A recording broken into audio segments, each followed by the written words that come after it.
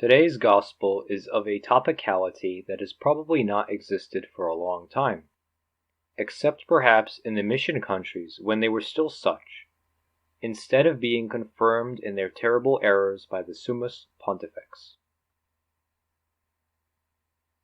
The first part of today's prophecy is directed at the approaching feast of Pentecost and announces the coming of the Holy Spirit, the Paraclete, the Spirit of Truth. Here, by the way, Christ himself institutes the first novena. Our Lady and the Apostles remain in prayer until the 50th day after the resurrection, Pentecostes, when the Holy Spirit descends to fill them with his strength, wisdom, but above all, love. The intervening 9 days, novena, serve to prepare for this event, an example we should follow if we wish to receive the holy fruits of this feast of the Holy Spirit. Unfortunately, most of the faithful can no longer conclude this novena with the Vigil of Pentecost, abolished by Pope Pius XII's decree, which, in its similarity to the Vigil of Easter before the 8th day of creation, is the vigil of the feast of the birth of the Church. The 6 readings from the history of salvation are a profound preparation for the feast of the Spirit of Truth. The Litany of Saints for the feast of the Paracletus, and the Vigil Mass, the perfect, in the sense of the word, full, first Vespers of the second highest feast of the Church, customary in the Church since the beginning. Why should the feast of the Holy Spirit also begin later than that of any individual saint? However, for the above-mentioned timeliness, we must focus on the aspect of truth and the nature of the Holy Spirit. The holiness of the third person of God is undisputed in every Christian who still makes the sign of the cross. The aspect of Paracletus is not understood thanks to the proliferation of false translations, but it is not denied either. The Latinized word Paracletus comes from the Greek Parakletios, and does not mean comforter, but advocate and intercessor, since it is indeed the task of the Holy Spirit, as the Spirit of Truth in the Apostles and their successors, to continue, testify, and defend the work of Christ on earth, entirely in the Spirit and name of the divine founder of the teaching Church.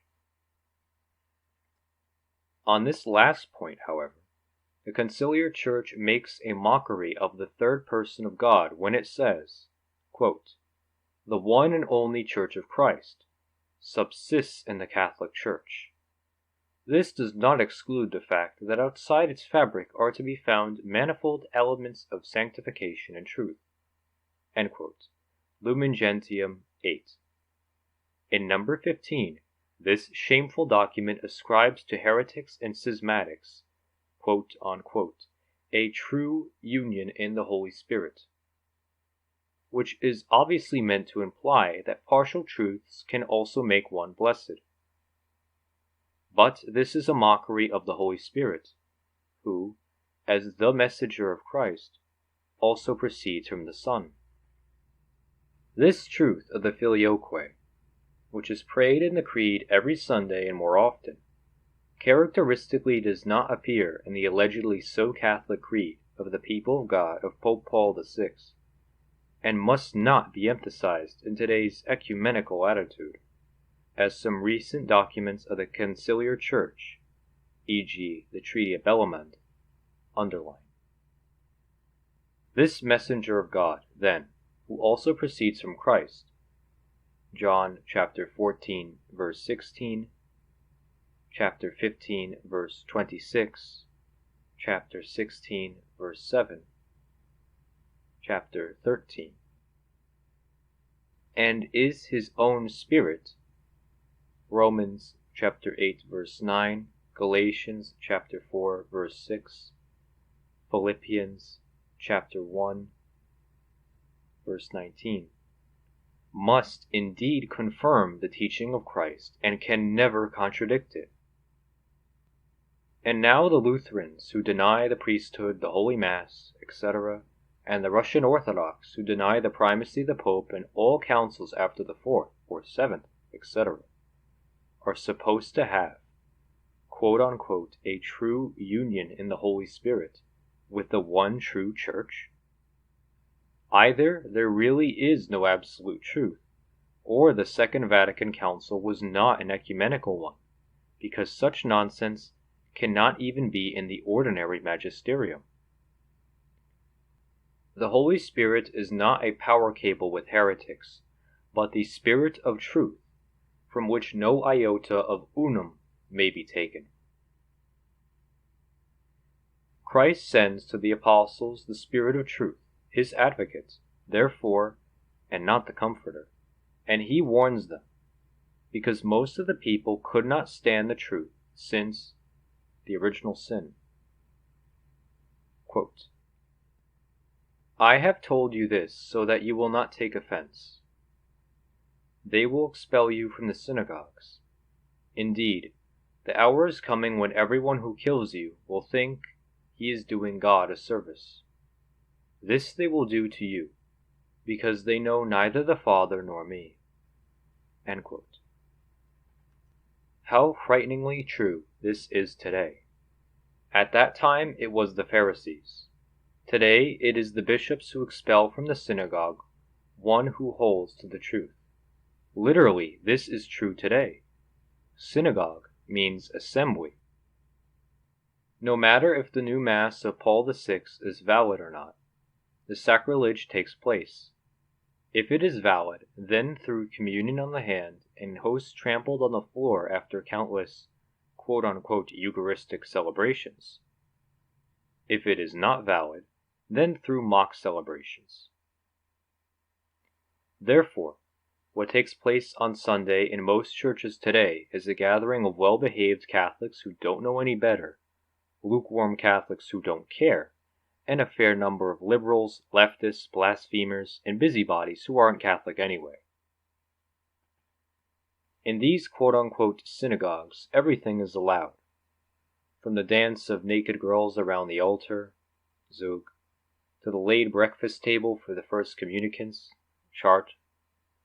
Only one thing is not allowed, the truth, be it in the sermon or even in the rite of Mass, which has been binding since 1570. Then, and only then, one is expelled from the quote-unquote synagogue. If one day it turned out that Father Milch was not martyred by a quote-unquote lunatic, but in a ritual murder, then both prophecies of Christ would have come true in Little Hattersheim. How it was, God knows, but the first has come true and the second is waiting for us, not for all, but for some. The younger ones among us will perhaps still experience a corresponding legislation, which the older ones will probably remember. We must not take offense at this, the Lord tells us, because otherwise we would have forgotten the saying that our only hope is the cross, Christ, and, as required by him, ours. Quote, I tell you this, so that when that hour comes, you may remember that I told you. End quote. That hour has come, not at all just in the full sense of martyrdom, but in our everyday lives. Who can be made fun of with impunity in Germany, and even worse in Austria? The Jews? No, that can bring one to court. The Mohammedans? No, that is hatred of foreigners. Christ? Yes, yes, and again yes. That means success in television, in the film, and in the theater, possibly still with national promotion. And that is why the quote-unquote recognized worst ignoramuses in the country are the true Catholics. Not by all, thank God.